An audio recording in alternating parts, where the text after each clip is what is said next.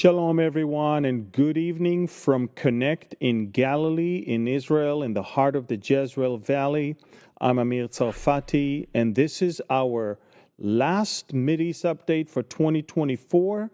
And again, this is going to be one more Mideast update with Q&A at the very end. So start writing your questions already in the chat boxes on YouTube and Instagram, and also, of course, Facebook.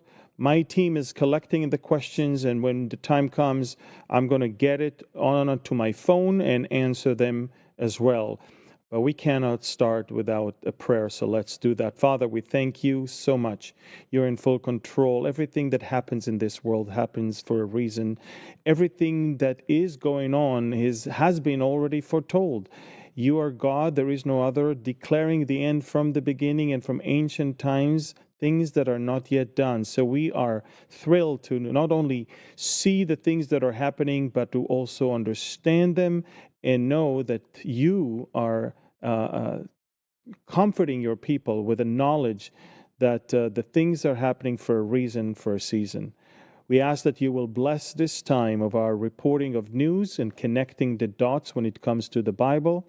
We ask that you will bless Nadav and Shira in the control room, and that you will also take care of all the technical aspect of this broadcast. Also, we ask that the questions will be relevant and that the answers will be with all the information that is needed. We thank you again in Yeshua's name. Amen. Shalom, everyone. Again, this is Amir Tsarfati. I am live from Connect in Galilee. It's so good to see you all again. Believe it or not, we live in historic times. We see miracles upon miracles upon miracles here in this country. We fight in 7 different fronts, and there's not a single day that we don't experience firsthand the good hand of God. And this leads me to the first topic I want to talk about, and that is, over the past 7 days, 2 ballistic missiles and 2 drones were making their way from Iran all the way to Israel. Unfortunately, the ballistic missiles not only made it through the Israeli defense system, but managed to actually fall and fall and hit. Take a look at a school and a playground. There's a public school that part of it literally collapsed because of the explosion of the ballistic missile. The warhead actually hit the target. I mean, the ground in a very densely populated area in Tel Aviv area, in a suburb called Ramat Gan. Right there, the rocket maybe disintegrated in the air, but the warhead managed to fall and explode. And ladies and gentlemen, miracle that I don't have words to explain it, because none of the residential buildings were damaged or destroyed, besides a few broken glasses. What has been destroyed was a school, public school for elementary school. And take a look at the fact that the school that was damaged, and in parts of the videos we can see that the collapsed roof of that building. The good thing is that it happened in the middle of the night and no one was there. The same thing goes on with 2 days later, when another ballistic missile managed to penetrate the Israeli defense system, and it hit just a playground right in between houses and residential communities in Jaffa, south of Tel Aviv. So in both cases, the rockets made it. And then, of course, you can see another footage of drone that we managed to intercept in the skies of southern Israel. You see the helicopters, they are flying, and they managed to hit the drone right there. And another one just a couple hours ago, another drone. This is another footage that you can see of Israeli helicopters chasing a Yemeni drone over there in the skies of southern Israel.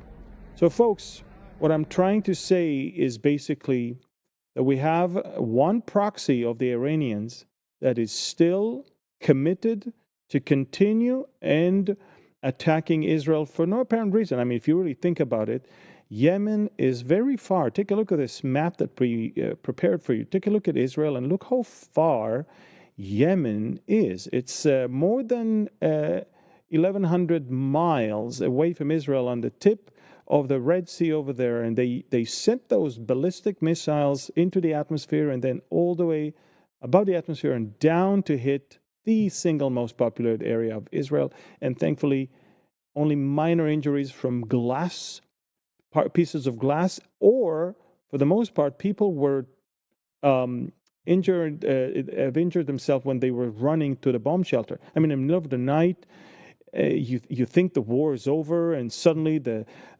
siren goes off, and people were terrified, and some of them fell and hurt themselves, and that's it, folks. It's unbelievable. Rockets that fell in the heart of the most populated area in Israel, and no one was killed. And thankfully, areas that were supposed to be loaded with children, they were with no one because it was in the wrong time of the day for victims to be there. So, folks, again, amazing miracles. And I've been watching and seeing those miracles throughout the last 14 months. And I have no words. I mean, he that keepeth Israel neither slumbers nor sleeps. We see that. We live that. This verse is not just a verse in a page of the Bible. It is a reality for us, the Israelis here in the land. Now, a lot of you are probably asking, Amir, what's going on? Are you striking back in Yemen?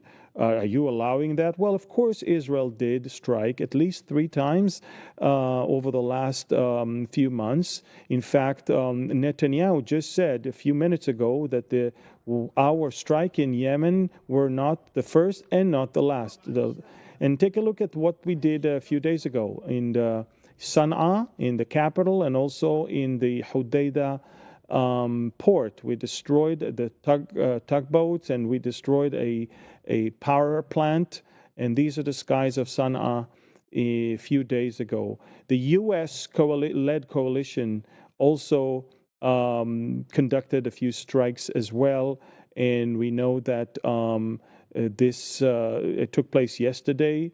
We also know, folks, that at least one American F-16 was shot accidentally by another U.S. warship. Thankfully, the 2 pilots were recovered. One of them was slightly injured. And the Yemenite Houthis immediately took responsibility as if they shot the fighter jet of the U.S. Air Force. Now, what's going on with those Houthis? What's going on with Yemen? Who are they? What do they want from us? So take a look at the map that shows you more or less what Yemen looks like and who controls what there, so you can understand what's going on there. So this is Yemen. It's a huge country. A lot of it is desert, but it's also a country with a lot of resources and gas and oil and other things. What you see here in the map is that the red part is the part that is controlled by the Houthis. The green one is controlled by the government. The government that is assisted by Saudi Arabia, and the brownish one is Al-Qaeda branch of Yemen. So Al-Qaeda is Sunni, and the Houthis are Shiites, Zaydis Shiites, and you can understand that the Sunni Shiite battle is even there. Now, we prepared a little ID card for you to read about who these people are. And I want you to know that at any given moment later on, you can pause the video and read carefully everything that is there. But basically, as you can see, this organization, in fact, it started in the 1990s only in northern Yemen, and it was named after their leader, their founder, Hussein Badr Din al-Houthi. That's why they're called the Houthis. But the real name is Ansar Allah.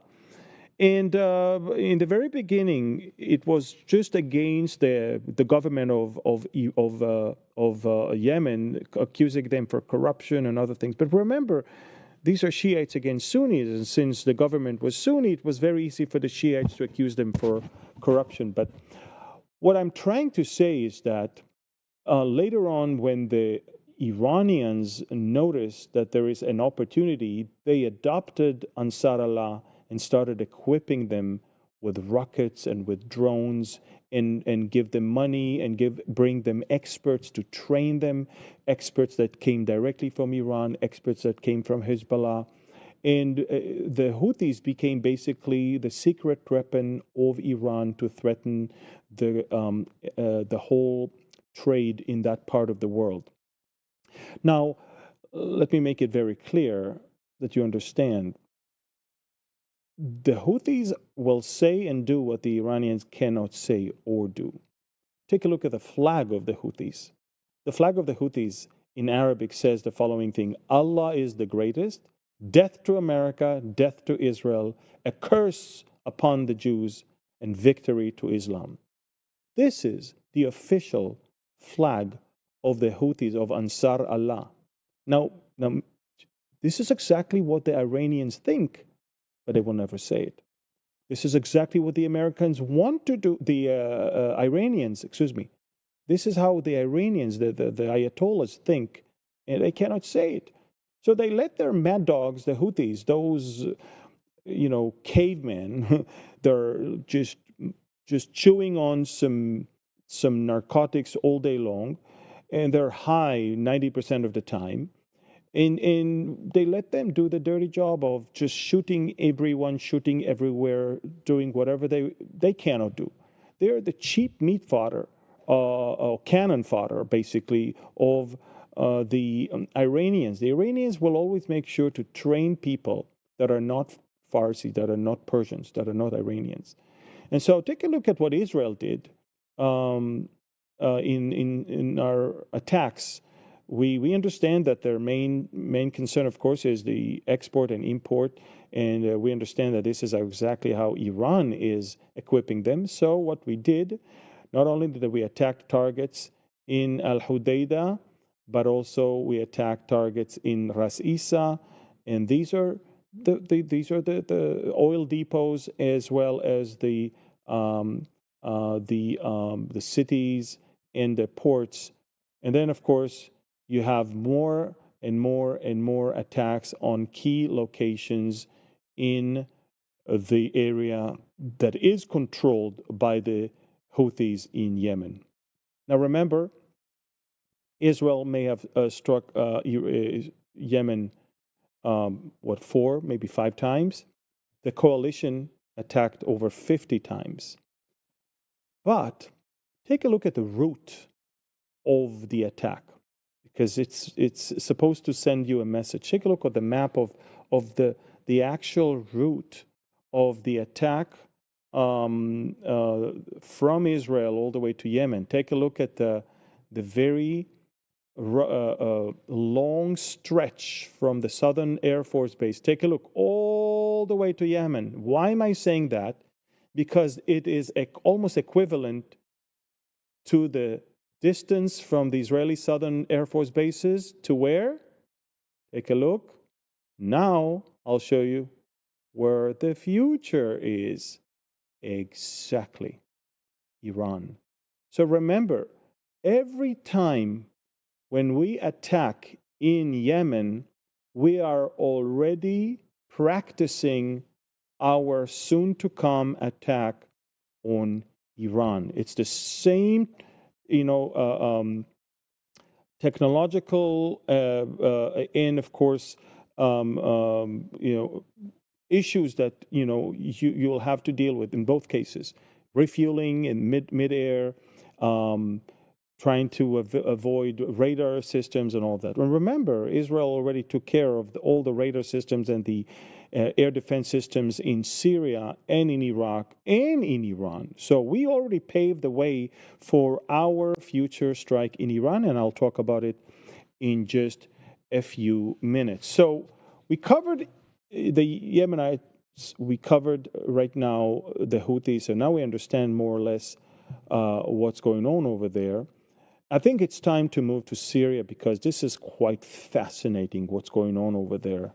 Folks, I want you to understand that over the last few days, there is a whole pilgrimage of leaders from Arab worlds and from Europe and even from America to see Ahmad al-Shara'a or Abu Muhammad al-Julani, the leader of Hayat Tahrir al-Sham, HTS, who, I'll talk about it in a few seconds. Look how he's dressed up, nice, with suits and with a tie. He's meeting with the Jordanian foreign minister. He's meeting with the Qataris, with the Saudis, and also with, here you can see, even with the Turkish foreign minister Hakan.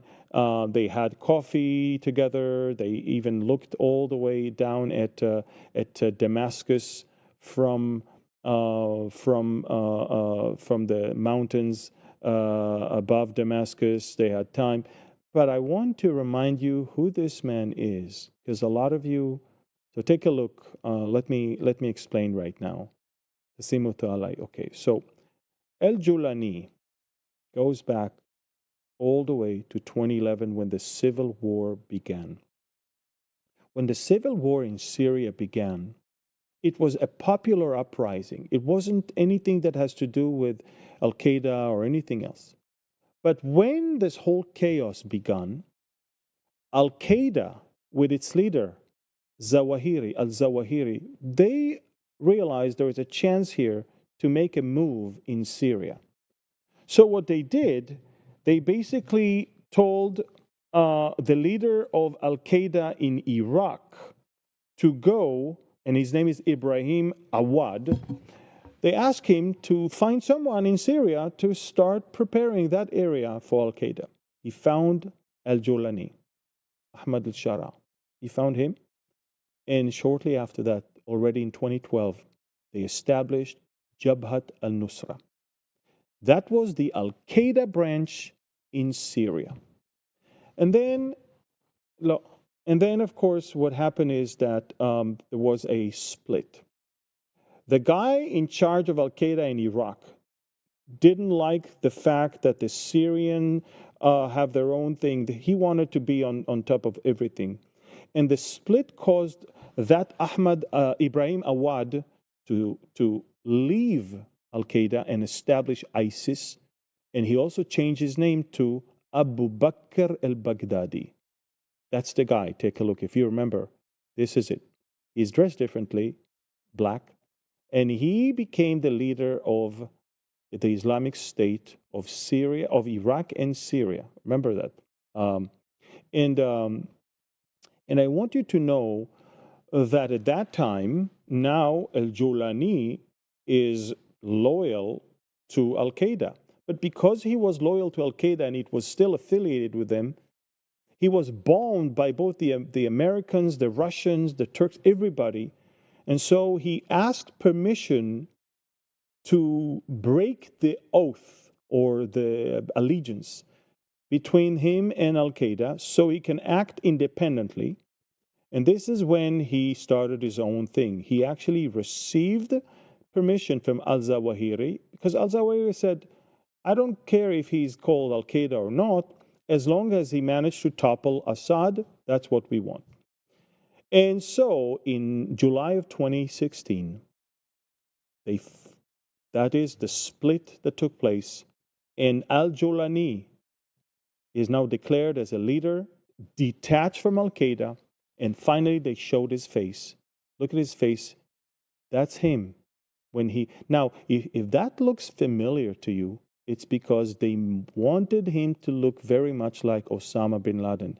Same coat, same scarf, same head wrap, everything. And why is that?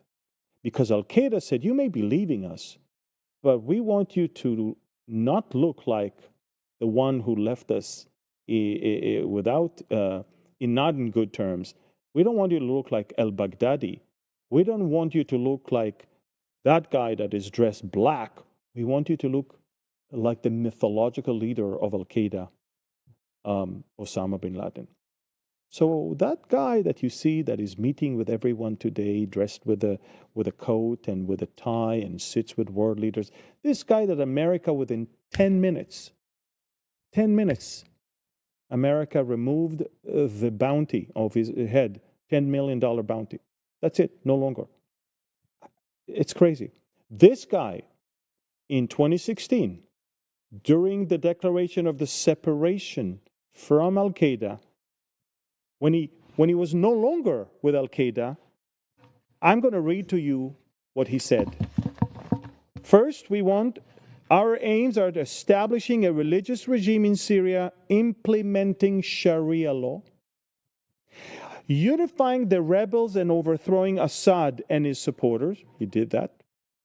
Protecting jihad in Syria, addressing the daily needs of Muslims in Syria, that is the Sharia state, and ensuring security and stability for all citizens in Syria. Do you understand? Even after the separation from Al-Qaeda, Jolani and his followers still announced their intention to establish Sharia law. And on my Telegram channel, if you haven't downloaded it, you should. I posted there a few videos of what in Syria, under Sharia law, what they do to women. It is... Now, I'm not going to show it here because this video will immediately be banned by YouTube.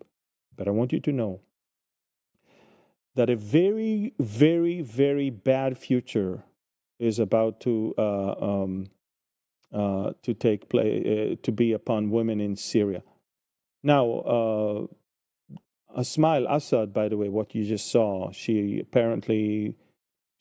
filed divorce from Assad while both of them are in Moscow. But it's a different story. But I want you to know, folks, this Jolani is Al-Qaeda in his soul. He's a jihadist in his soul. He wants Sharia law in his declaration. And all that you see now with the tie and the suit and the new modern clothes and all the peace, honey dripping words from his mouth, it's all part of the deception that we've seen already from Hamas and others. Now, after October 7th, I don't believe any one of those people. And this is exactly why the Israeli government is doing what it needs to do in northern Israel on the Syrian border. And I want you to know that over there in Syria, our tanks are going in, and our troops are clearing every village and every town that is close to our borders.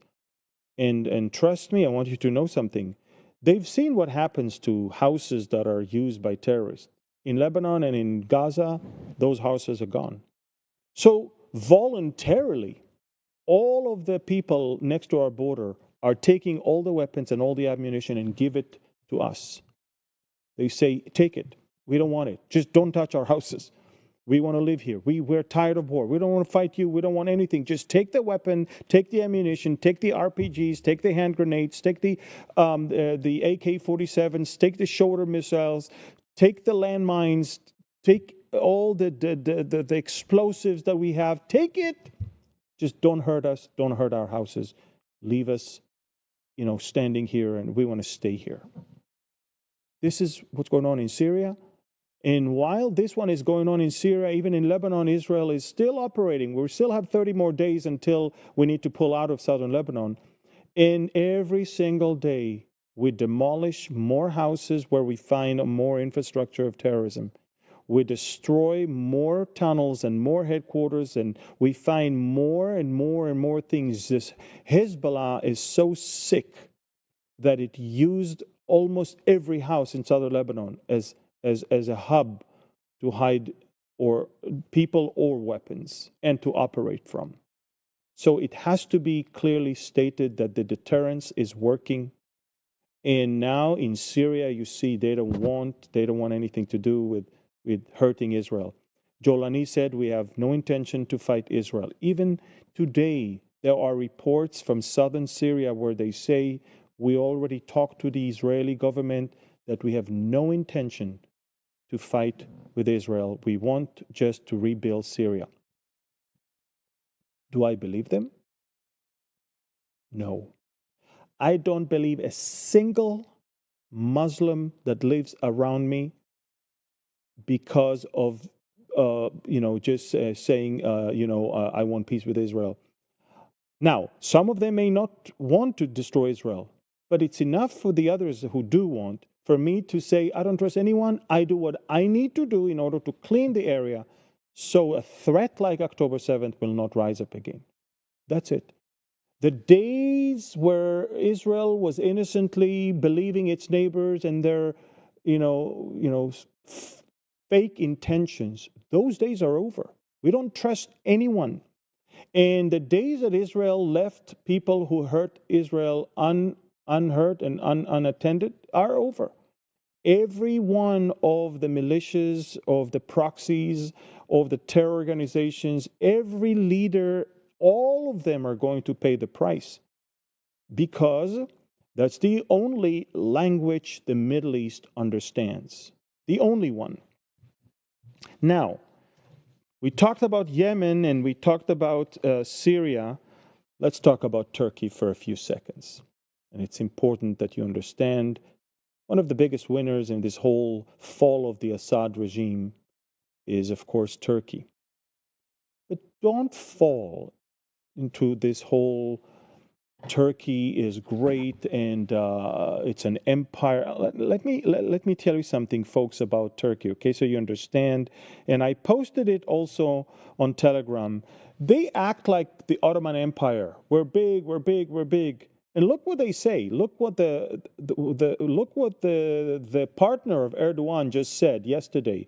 If Damascus has been conquered, the conquest of Jerusalem is also close. This is the leader of the Nationalist Movement Party in Turkey, who is a member of the coalition of Erdogan. Now, why am I saying all of this? They're talking and talking and talking, but do you know what? Let me tell you something. The lira, the Turkish lira, its devaluation is just unbelievable. It's 35 liras to $1. Within 1 year, it lost 20% of its value, and within 5 years, it lost 500% of its value. The interest rate in Turkey is 50%. The inflation is 47%. Do you understand? I guess the Sultan needs a war in order to revive its economy. Take a look at these headlines on all the news outlets that you can clearly see describing what's going on in Turkey. Erdogan gave everyone cheap loans, and now it's time to pay them. And the payback is just not going well. And so it's default, and the money that Erdogan borrowed is now much more than he can pay back. And there comes the inflation, then comes the lack of foreign currency in his banks, and there comes the high interest, and of course, you see devaluation of it. So what are you going to do? Start a war. I mean, just show that you are a great, great military, and war will always fix your problems, wouldn't it? So I'm just telling you, it's not like Turkey is such a strong country right now. It has a very strong military, don't get me wrong, but its economy is in shambles right now. That's a very interesting point that you need to remember. Now, let's talk about Iran. It's a very important thing, folks, and probably it's almost at the heart of our Mideast update right now. First of all, I want you to know that we haven't heard the last word from the Iranians. Right now, as we speak, the Iranians are conducting consultations regarding an imminent strike on Israel, what they call True Promise. They already had True Promise 1, True Promise 2, now they want number 3. The official reason is we want to retaliate on Israel's latest attack. But in reality, they are frustrated. Look, they cannot even fly above Syria. The Syrians banned their all Iranian planes. The Iranian planes are going all the way up to Turkey and then down towards Beirut. So it's quite interesting. They lost their assets where they invested billions and billions and billions of dollars. But I want you also to know, folks, the Iranians understand that not only that they lost assets outside, but they also understand that they're losing the power inside. So the deputy commander of the Revolutionary Guard intelligence organization, look what he said. 65 to 68% of the Iranian people think that Iran must respond with an attack on Israel, even if it leads to war, and we are preparing to do so. That's what he said. They understand what it takes. Look at how people are laughing at the Iranian axis of evil, that crescent, the Shiite crescent in a cartoon, how it's being shattered to pieces. The entire Arab Sunni world is laughing at Iran right now. Iran wants to restore its deterrence, its image. Iran wants to somehow gain access back in Syria and back in Lebanon. Iran wants to maintain Hezbollah's remaining power. Make no mistake. Don't fall into pride and arrogance when it comes to Hezbollah. Hezbollah may have lost thousands of people, but they only lost 10% of their manpower. 10,000 Hezbollah terrorists may have died, but they have 100,000. And we also believe that Hezbollah somehow is still having some long-range or medium-range ballistic missiles it supports to become actively used when Israel goes after the nuclear program of Iran. So Iran is still banking on the remaining power of Hezbollah to do something. So folks, you need to understand the Iranians are not only not abandoning their nuclear program, it's the only thing they think about right now. They lost everything else. What else can they do to become or to remain power with deterrence and some respect? They look at Pakistan, they look at India, they look at North Korea, they look at countries with nuclear weapons, they say, we want also. And so if we have it, nobody would touch us. So right now, as we speak, there are consultations in the highest places. Look at what the head of the Mossad, Dadi Barnea, said the other day. He basically said, and all of these are from my Telegram channel, so I highly recommend to follow it. He said that instead of going after the Houthis, whenever the Houthis attack, we need to go straight to Iran. Straight to Iran. And again, hit the head of the snake. Folks, let me explain.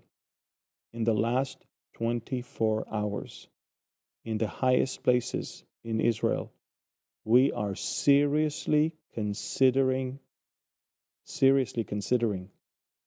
a strike. Now, we call it preemptive strike, so the Iranians will not have their strike.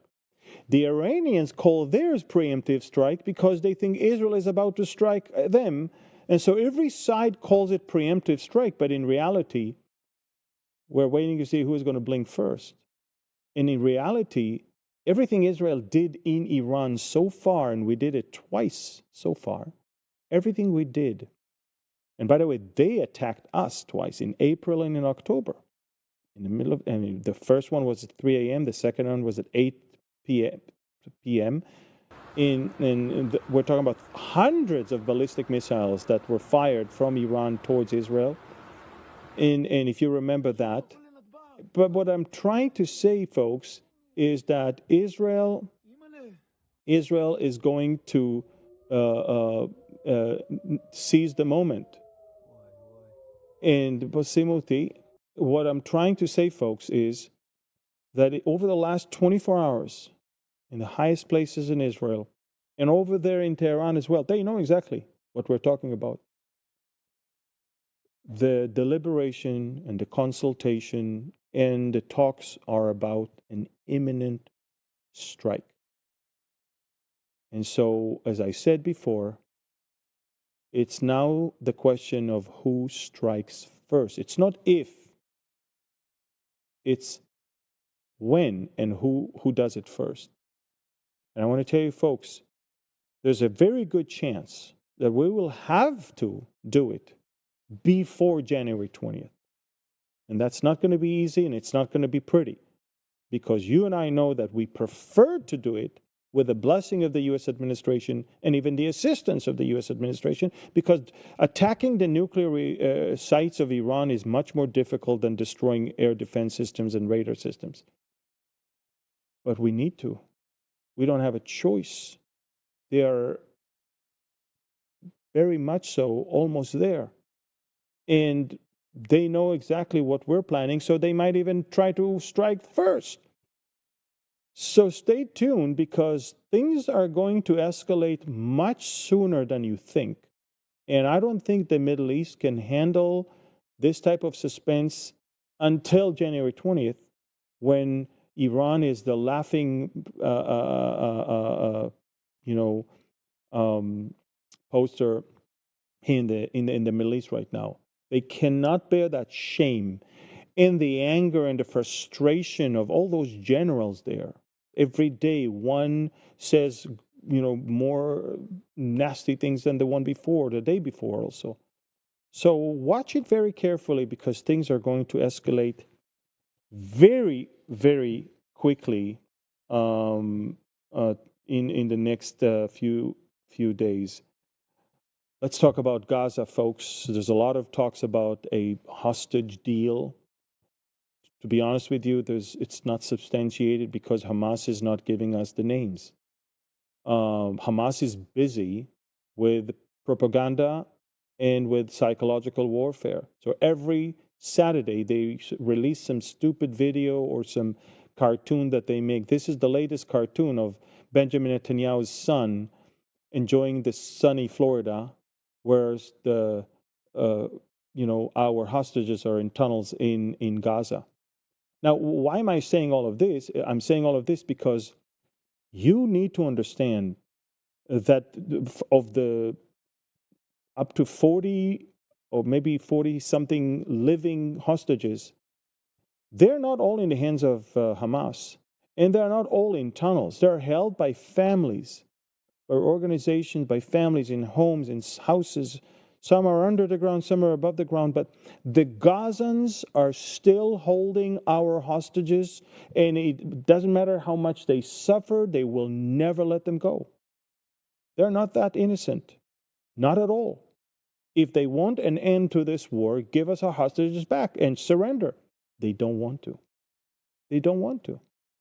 So I'm not sure who is innocent over there, but I will tell you, if you look at the map of Gaza, Israel continues to operate.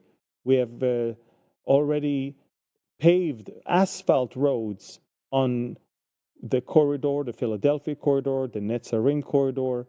We have permanent military bases over there in everything that you see in the purple color. And the Israeli military is deep there, and it's shooting its roots there with antennas and roads and cameras. We're not going anywhere. And the Gaza part, that is humanitarian zone where most of them live right now, is going to shrink more and more and more, because, as I said last week, they continue to shoot. And when they shoot, we ask them to evacuate. We destroy the place where they shot from. And then, of course, they shoot again from another place. We evacuate them. They shoot again and again and again and again and again. They don't want to give up. And as long as it happens, and as long as they continue to shoot, and as long as they continue to hold our hostages, the war will never end. And that's what Netanyahu is telling the whole world, and to Hamas, and to our stupid opposition, even in our own parliament. There will be no end to the war in Gaza until Hamas is surrendering and the hostages are back in our hands. If you suggest that there can be any different end, you are empowering Hamas. You're giving them the hope to stay in power and to keep holding the hostages. They need to know that they lost Hezbollah, they lost Iran, they lost, even, by the way, I don't know if you know that, but I don't think I shared with you, but a senior pro-Iranian militia official in Iraq even told the Lebanese newspaper Al Akhbar that it was decided to stop attacks against Israel. So even the militias in Iraq went under the ground and they started, okay, we stopped the attack on Israel. So Hamas lost Hezbollah, the militias in Iraq, the Syria, the Iranians, everything. Now they're cornered. That's the time to hit them hard. That's the time to not allow them any ounce of hope that they can still stay in power. And of course, the humanitarian aid gives them hope because they steal it and then they sell it in exuberated prices. That's why we're very encouraged to hear from President Trump, as you can see, something about that thing about the humanitarian. Take a look at this. Take a look at this. Reports that Trump sent a message to Israel: I will not insist on humanitarian aid as Biden did. Now, remember, it's not like we want to starve people, but the humanitarian aid eventually is not arriving in the right places. It sustains Hamas. And as long as Hamas is there, no one will ever want to go in and take control of Gaza instead of Hamas because they will be killed by Hamas. So instead of stopping the aid, letting and drying it, and letting us go in and destroy Hamas, the world, led by Biden, is insisting that we give them more aid and more aid and more aid. And remember, every truck that you get into Gaza is another day for Hamas to stay in power.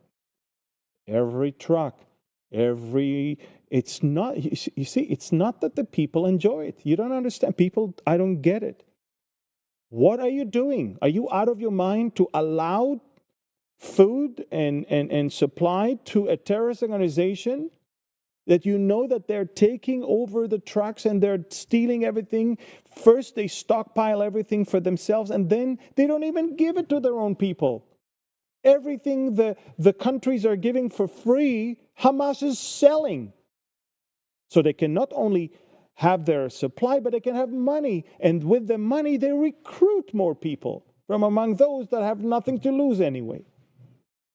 That's how stupid this current U.S. administration is. And that's why Trump intends to put an end to it. Enough is enough. Now, I can tell you for sure that the hostages are not back and Hamas is still in power and the war is still going on because of the U.S. administration and its stupid insisting on us sending more and more and more and more and more and more humanitarian aid. That's it. And by the way, speaking of President Trump, the whole world is now getting under a lot of pressure right now. I mean, take a look at what he's just tweeted this morning about Panama. This is Trump's renaming the Panama Canal to the United States Canal. Now, why is that? Because, you know, there's three elements that are afraid of Trump. The evil axis of evil, the evil people, the users, and the abusers. Evil, users, and abusers. Europe is afraid because he's asking them to pay what they need to pay for the expenses of NATO. He told them 5% of your GDP should go to cover your part in NATO, and they're afraid. He's asking the countries around America, don't take advantage of our borders and don't use and abuse us there. And of course, countries like Panama, where the canal was giving to them for free, not to then charge arms and legs for every American ship that is going through it. Do it for others maybe, or at least lower the rates. Trump is about to bring back the not just deterrence, but the dignity of this nation that has been lost for such a long time. And with that, I'm telling you, all the scumbags are now running hysterically. They're what are we going to do? Someone is there speaking words with sense, words with wisdom, They're not used to it. They're used to stupid people who are taking money from under the table and are just, speaking senselessly about things they don't even understand. They don't know the Middle East. They don't know how it works with Russia. They don't know how it works with borders controls they don't. Unbelievable. And they don't only push for immigration into America, they push for immigration into Europe. And every year Europe has Merry Christmas, and it's not exactly a merry one. And they always try to cover up. They will never tell you who is the terrorist that performed the terrorist activity in a Christmas market like the one in Magdeburg. They immediately said, oh, he was anti-Islam. Are you kidding me? The guy was praising Hamas. That's why it's interesting how the Islamist terrorist that attacks, take a look at what Visegrad said. Where is it that you have no terrorist no terrorist attacks in any Christmas market in the last decade? Not in Poland, not in Hungary, not in Slovakia, not in Czechia. Why? Because they did not take uncontrollable amount of jihadists into their territory. That's exactly the case. And what happens in Germany every year, if it's in Berlin or in Magdeburg this time, and they will always hide the real intention. Look at this headline in the newspaper. They are checking what the motives were. There's a newspaper ad. Take a look. Beiton. Here. German officials are trying to understand the motives of the Christmas market attack. What could be the motives if a Muslim drives into a Christmas market for Christians where Christians go on a Christian holiday?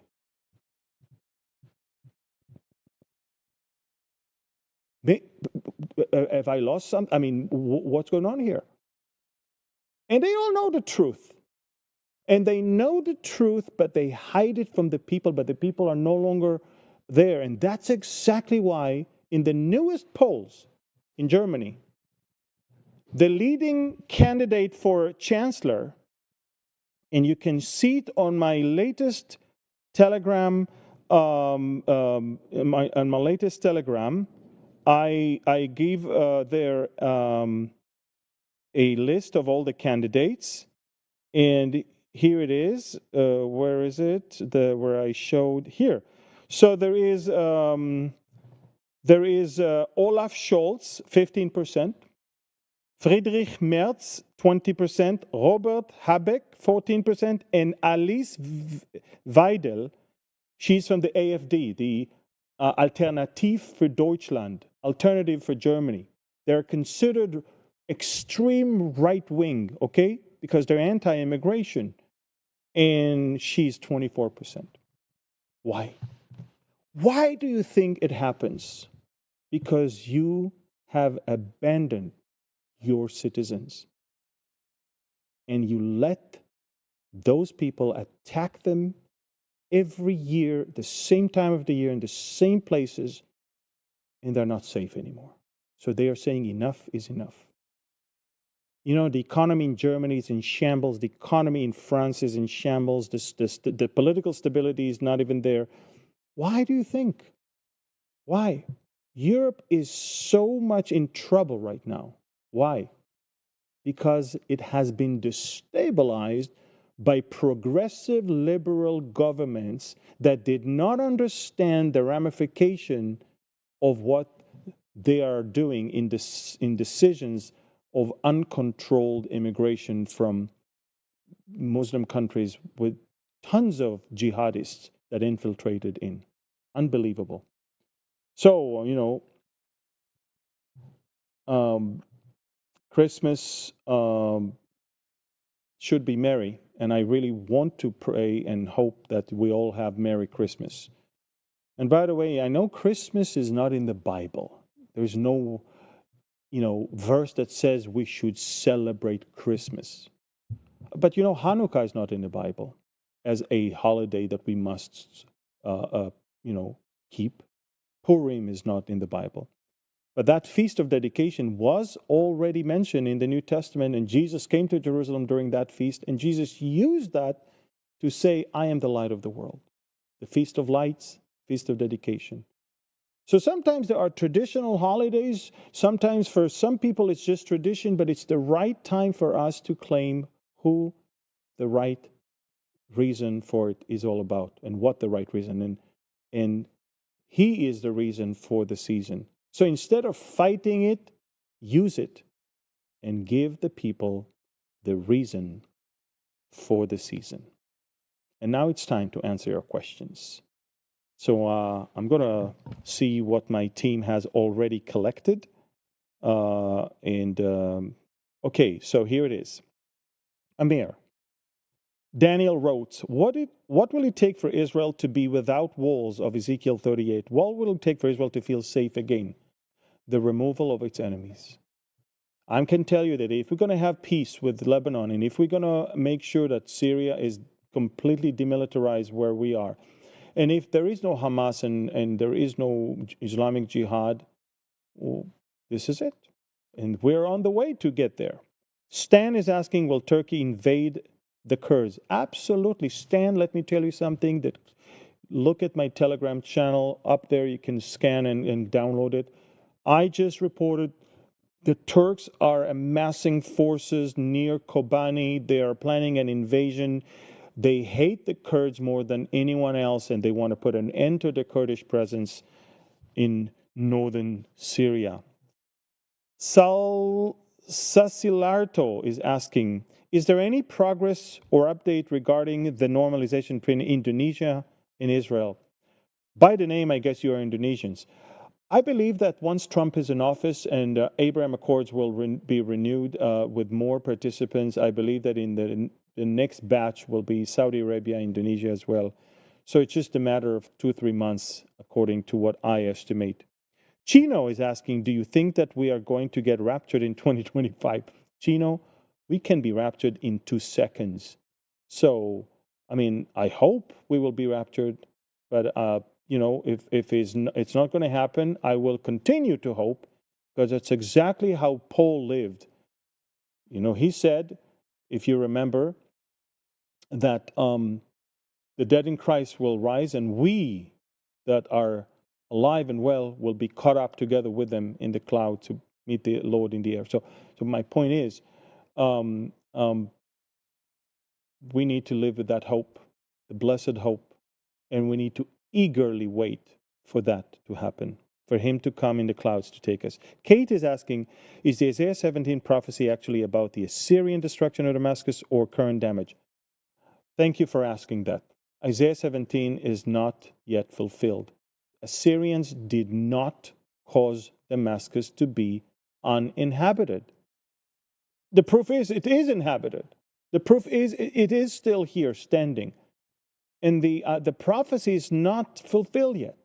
The prophecy, you see, many times in Bible prophecy, there's dual meanings. There is, just like Antiochus Epiphanes was a type of the Antichrist, in many ways, he was, having things that in a smaller scale would be performed later on by the Antichrist. But it was just a prototype. It was just a forerunner. It was just a type. So whether the Assyrians destroyed Damascus, then it was a I would say a way to show that Damascus in the future will be destroyed. But the destruction of Damascus by the Assyrians has never been so total, and it has not been to the point that it is uninhabitable.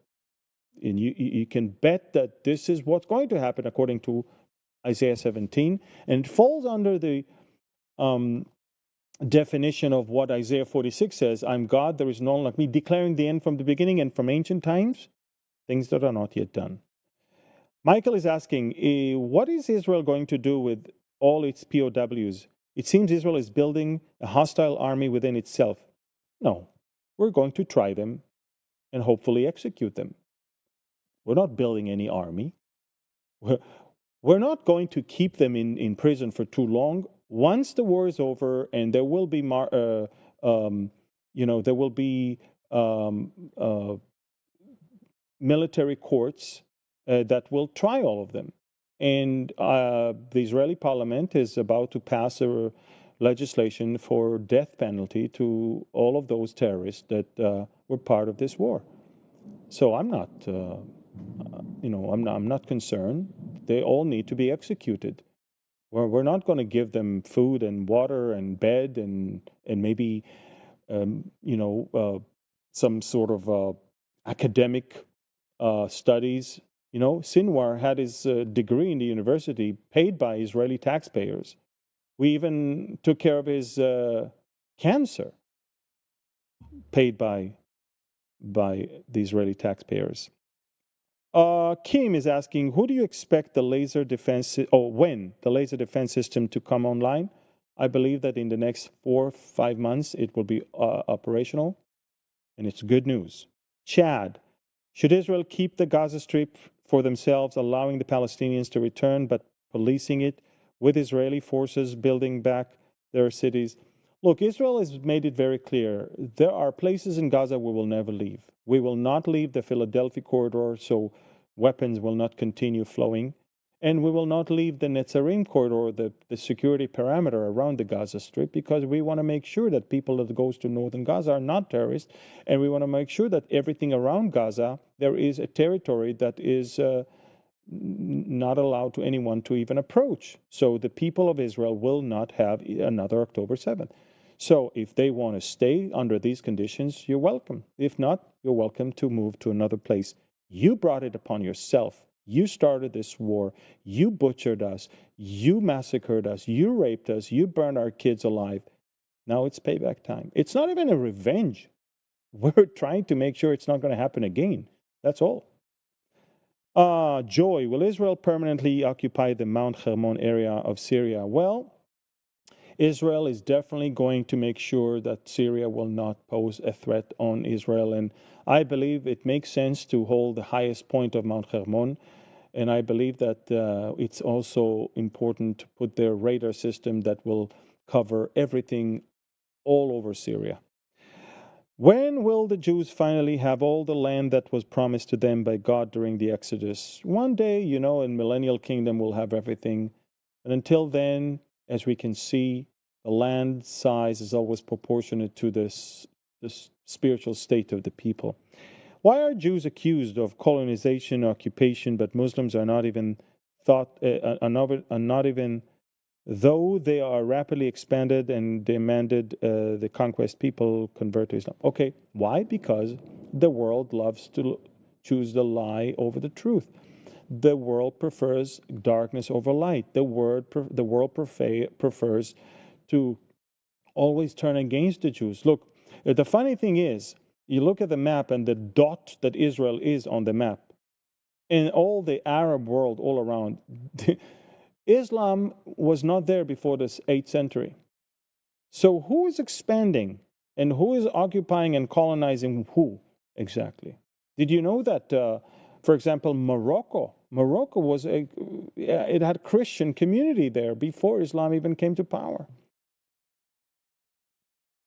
So Northern Africa, all the Arabian Peninsula, Islam is the one that took over and one by one took over countries, all the way, by the way, to Spain.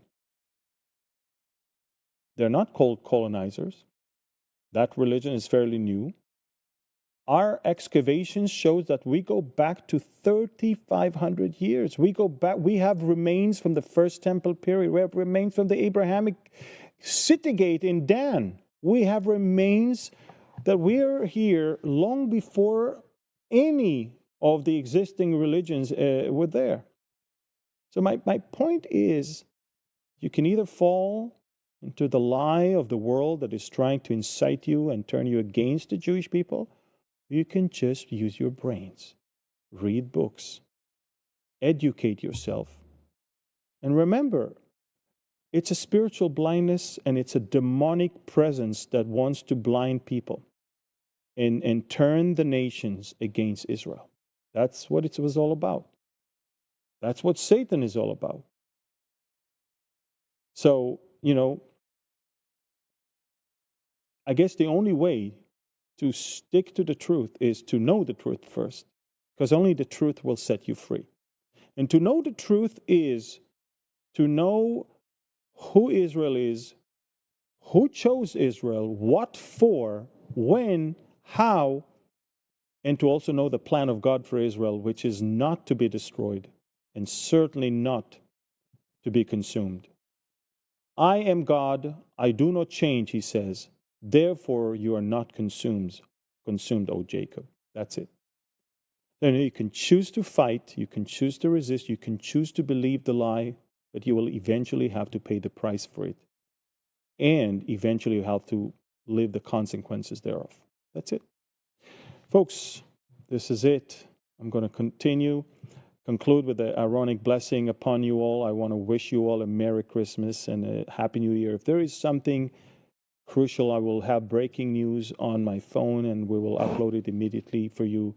Stay tuned. It's going to be very stormy end of the year in the Middle East, but I will keep you updated. But this is the last Mideast update from Connect for this year, for 2024. We're moving forward in the next year to adjust this Mideast update to include you guys asking more questions. And we want to bring the community of believers from all over the world to ask the questions and get the answers on each and every one of the topics. So we don't just report things, but we also answer questions and educate where you actually have the need. So let me conclude with the Aaronic blessing. Yevarechecha Adonai v'yishmerecha, Ya'er Adonai panav elecha v'yichuneka, Yisa Adonai panav elecha v'yasem lecha shalom. The Lord bless you and keep you. The Lord make his face shine upon you and be gracious to you. The Lord lift up his countenance towards you and give you his shalom, his peace. The peace that surpasses all understanding, that can only come from the Prince of Peace. He is also the Lord of peace, and he can give you peace now and forever, here and everywhere. His name is Yeshua, and in his name we pray. Amen. Amen. Download Telegram. Share this Mideast update with as many as you can. Thank you for everything. Merry Christmas. Happy New Year. We'll be in touch with Q&As and other things. Tomorrow we're going to talk about Hanukkah as well and even more. Thank you. Shalom and God bless you from rainy Galilee. Thank you. Bye-bye.